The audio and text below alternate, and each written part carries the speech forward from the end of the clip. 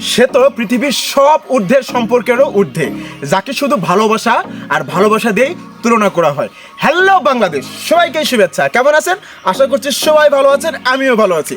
আজকের এই ফিরে দেখা 14 বছরের বন্ধুত্ব সম্পর্ককে নতুন করে দোলা দিতে আমার এই ব্লগটি, আশা করছি সবার ভালো লাগবে এবং সবাই অনেক মজা করে দেখবেন। সব বড়দের মাঝে আমি এক ছোট যাচ্ছি আজ আমাদের প্রিয় মুকুল স্যার এবং তাদের ব্যাচমেট এর বন্ধুর বাড়িতে বেড়াতে। সুন্দর একটা আয়োজন, আমিও ছিলাম গেস্ট, তাই মজা করতে করতে একসঙ্গে ভ্যান গাড়িতে এবং সুন্দর রাস্তা পাড়ি দিই। কারণ আজকের এই জার্নিটা একেবারেই অন্যরকম, গ্রাম ভিত্তিক সৌন্দর্য তুলে ধরার জন্য আমার এই পদার্পণটা। চলে আসলাম ভুলবাড়িয়া বাজারে, সেখানেই এসে আমরা ভ্যান গাড়িটা থামালাম। কেউ বড় দাদা পকেট থেকে টাকাটা বের করে সুন্দর করে পেটা করে দিলেন এবং আমিও ভ্যান গাড়িটার সুন্দর একটা দৃশ্য ফুটেজ আপনাদেরকে দেখানোর সুযোগ করে দিলাম। এই ধরনের গাড়ি কার কার এলাকায় আছে অবশ্যই কমেন্ট করে জানাবেন। এবার আমরা টিং টিং টিং টিং করে রাস্তা ধরে একেবারে নদীর ঘাটে চলে গেলাম, যেখানে থেকে আমাদের নৌকা করে যাত্রা শুরু করতে হবে। দেখুন এই সেই নৌকা যে এসে ঘাটে ভিড়েছে, এই নৌকাটাই চড়ে আমরা যাব। এটাই হলো সেই নদী যার নাম নাগর নদী। দেখছেন কত সুন্দর একটা নৌকা ভাসছে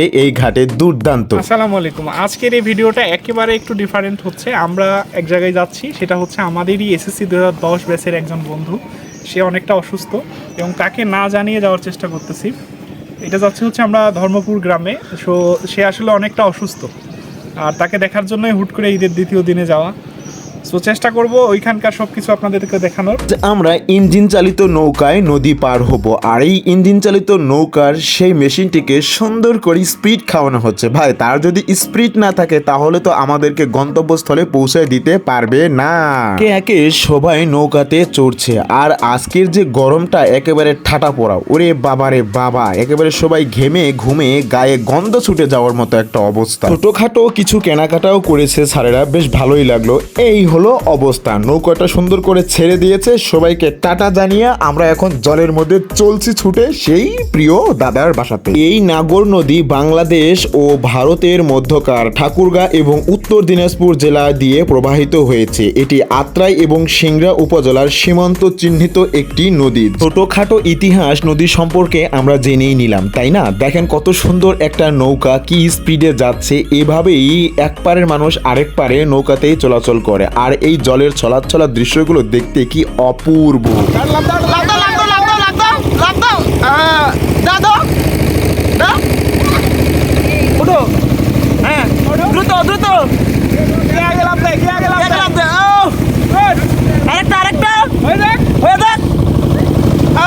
দৃশ্যগুলো আপনার দুই নয়নকে একেবারে জুড়িয়ে দিবে, আপনাকে মনে করিয়ে দিবে সেই আদি বাঙালির কথা। কি দুর্দান্ত, তাই না? এই যে বাঁশের এই খুঁটিগুলো দেখতে পাচ্ছেন, এটাকে আপনারা কি বলেন? আমরা এটাকে বলি আমাদের অঞ্চলে খরা জাল। আমরা যখন নৌকাতে সুন্দর করে ভিডিওগ্রাফি করছিলাম তখন সবাই শুধু আমাদের দিকে তাকিয়েছিল আর বলছিল নৌকা তো ঢুলছে, একটু আস্তে তোমরা নড়াচড়া করো। এইবার দৃষ্টিপাত করা যাক নদী পাড়ের সেই গ্রামগুলোতে, কি দুর্দান্ত, তাই না? জাস্ট আমরা শুধু বইয়েই পাতায় পড়েছি এবং ছবিতেই দেখেছি, কিন্তু আজ আপনাদের আমি বাস্তবে দেখালাম নদী পাড়ের গ্রামগুলো কেমন হয়। জলের এই ছলাৎ ছলাৎ শব্দ একেবারে কানটাকে জুড়িয়ে দেয়, যেন মনে হয় আমিও মিশিয়ে গেছি এই জলের সঙ্গে, যা অপূর্ব এক সৃষ্টি।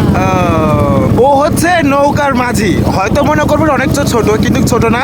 ও এই নদী পাড়েরই ছেলে। ও নদীর সঙ্গে ওর একটা আলাদা একটা সম্পর্ক আছে, কারণ ওর জীবন জীবিকা বা ওর শৈশব থেকে বেড়ে ওঠা সব কিছুই এই নদীর সঙ্গে। এই জন্য ও নদীটাকে সবচেয়ে ভালো করে চিনে এবং সবচেয়ে ভালো করে জানে, যার কারণে ও এত ছোট বয়সেই নৌকার মাঝি হয়েছে। তোমার নাম কি বলো? মোহাম্মদ ওমর ফারুক। ওমর ফারুক, আচ্ছা। তুমি পড়াশোনা করো কোন ক্লাসে? এইটে। কি দারুণ, দেখছেন? ও ক্লাস 8-এ পড়ে এবং পাশাপাশি ও কিন্তু এই নদীতে মাঝি নৌকাও চালায়। কিন্তু যাই হোক, এই হলো আমাদের চলন বিলের মানুষের জীবনের অবস্থা, বা এখানে কে কীভাবে জীবনযাপন করে, বা ও ছোট বয়স থেকে কী করে নিজেকে পরিবর্তন করছে, এই জিনিসটা আজকে তুলে ধরলাম। তো সো দেখতে থাকো। এবারে দৃশ্যটা দেখে আপনি ওয়াও বলতে বাধ্য। দেখছেন কত সুন্দর একজন কৃষক তার শখের পালিত গরুটিকে নিয়ে এসে নদীতে গোসল দেয়াচ্ছে। এই ধরনের দৃশ্যগুলো আপনি কোথাও দেখতে পারবেন না, শুধু আমার এই প্রিয় জন্মভূমি বাংলাদেশেই দেখতে পাবেন। চলুন এবার আপনাদেরকে দেখাবো হংস বলাকার দল। কি দুর্দান্ত, তাই না? এই শটগুলো দেখার পরে আপনি তো পুরোই অবাক, যেন মনে হচ্ছে একেবারে সেই হাঁসের দলের সাথেই মিশে যায়। নদী পাড়ের এই দৃশ্যটাও আমার নজর কেড়েছে। দেখেছেন কত সুন্দর খড়ের গাদাগুলো সারি সারি অবস্থায় রয়েছে। মন দেশটি কোথাও খুঁজে পাবে না কো তুমি, সকল দেশের রানী সেজে আমার জন্মভূমি। চলে এলাম আমরা আমাদের গন্তব্যস্থানে এবং নৌকা থেকে একের পর এক আমরা নামতে শুরু করলাম। রোডটা যে ছিল যা বলার কোনো অপেক্ষা রাখে না। গ্রাম ছাড়া ওই রাঙামাটির পথ, সত্যিই তাই, একেবারে টোটালি গ্রাম ছাড়া এই রাঙামাটির পথ। আর এই যে মাটির বাড়িগুলো দেখতে পাচ্ছেন, ছাড়াও একটু ভিডিও করে নিচ্ছে, আমরাও নিচ্ছি। পৃথিবীর সব শান্তিগুলো আপনি এখানে আসলেই পাবেন। এটা আমার বাংলাদেশ, আমার জন্মভূমি। এই সেই জন্মভূমির মাতৃছায়ায় মাটির বাড়ি। কি দুর্দান্ত তাই না? অপূর্ব এই দৃশ্য। চোখে পড়লো এক ঝাঁক হাঁসের দল। আসলে এগুলোকে বাণিজ্যিক পদ্ধতিতে চাষাবাদ করা হচ্ছে প্রচুর পরিমাণে ডিম উৎপাদন করার জন্য। এই হাঁসগুলো প্রচুর ডিম দিয়ে থাকে। আমরা চলে আসলাম একেবারে সরাসরি আত্মীয়র বাড়িতে এবং এসেই নাস্তা শুরু। তার এই আইটেমে সবচেয়ে বেশি মজাদার একটা জিনিস ছিল, সেটা হচ্ছে গাছের টাটকা পাকা আম আর মিষ্টি। একদম গাছ পাকা। আসলে অনেক মজা হবে আমটা খাইতে। আমি জানি আমটা খেতে মজা হবে, তাই আপনাদের সামনে আমি আমটা খাবো।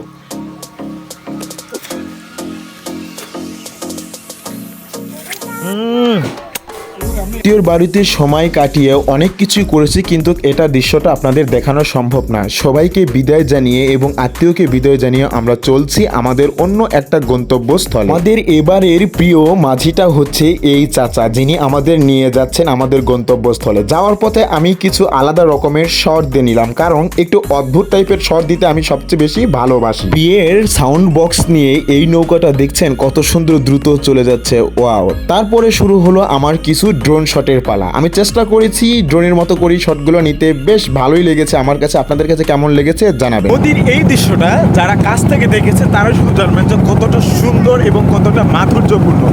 সো আমাদের চলন বিলের যে অংশটুকু, এই পাশে একটা নদী রয়েছে, সো ওই পাশটাই হচ্ছে আত্রাই, এবার এই পাশটা হচ্ছে আমাদের সিংহাথানা। আর এই নদীটা হচ্ছে সেই নদী যেটা আমরা রবি ঠাকুরের কবিতায় পড়েছি, আমাদের ছোট নদী চলে একে বাঁকে, বৈশাখ মাসে তার হাঁটু জল থাকে। সেই নদী দিয়েই পার হয়ে আজকে আমরা যাচ্ছি রবি ঠাকুরের সেই কুটিবাড়িতে। কবিতার সেই লাইনটিকে বাস্তবে আপনাদের আমি দেখালাম। পার হয়ে যায় গরু, দেখছেন কত সুন্দর এক দল গরু পার হয়ে যাচ্ছে নদী পার দিয়ে, নিয়ে যাচ্ছে একজন কৃষক। পাশেই দেখতে পেলাম একদল হলুদ পরীর দল হলুদ বদল করতে যাচ্ছে নতুন বরের গায়ে। কি দুর্দান্ত বিষয় তাই না? নদী পাড়ের এই জীবন এবং বিবাহগুলো অসাধারণ। গায়ে এসে ভিড়লো নাগর নদীর ঘাটে, যেখানে বসে রবীন্দ্রনাথ ঠাকুর লিখেছিল, আমাদের ছোট নদী চলে একে বাঁকে, বৈশাখ মাসে তার হাঁটু জল থাকে। না ভাই, এখন হাঁটু জল নাই, পুরোই জলে একেবারে কানায় কানায় ভর্তি। এই সেই সিংহদ্বার যা রবীন্দ্রনাথ ঠাকুরের কাচারি বাড়ির দৃশ্যটা এখন আমরা দেখব। কি দারুণ! আমার আগের আরো দুইটা ভিডিওতে আমি রবীন্দ্রনাথ ঠাকুরের এই কাচারি বাড়ি সম্পর্কে বলেছি। 1891 সালে রবীন্দ্রনাথ ঠাকুর প্রতিসারে আসেন, তখন এটি ছিল কালীগ্রাম স্টেটের দায়িত্বে এবং তিনি এখানে জমিদারি পালন করতে এসেছিলেন এবং এখান থেকে তিনি খাজনা আদায় করতেন এবং এখানেই রচনা করেছেন হাজার প্রবন্ধ। এই যে ওয়াল পেন্টিংটা দেখতে পাচ্ছেন, এটা আমার হাতেরই করা ছিল জাস্ট অনেক আগে, কিন্তু পেন্টিংটা নষ্ট হয়ে গেছে, কারণ বাইরে এই ধরনের পেন্টিংগুলো আসলে বেশি দিন টিকে না, কারণ আপনার ওয়ালের যে পেন্টিংটা এটা আপনার ভালো কালার দিয়ে করলে আস্তে আস্তে নষ্ট হয়ে যায়। তবে যাই বলেন, রবীন্দ্রনাথ কিন্তু কখনো আমাদের ভিতর থেকে মুছে যায়নি। সো রবীন্দ্রনাথের আলো নিয়েই কিন্তু আলোকিত হওয়া এই কুমার। টাটা। ও টাটা না, আরও কিছু আছে। এখন টাটা দিয়ে তো লাভ হবে না, কারণ শেষ মুহূর্তে পর্যন্ত আমাদের আরো এত ঠেক না রে ভাই, আরো কিছু ঠেক না আছে অপেক্ষা। আচ্ছা ঠিক আছে।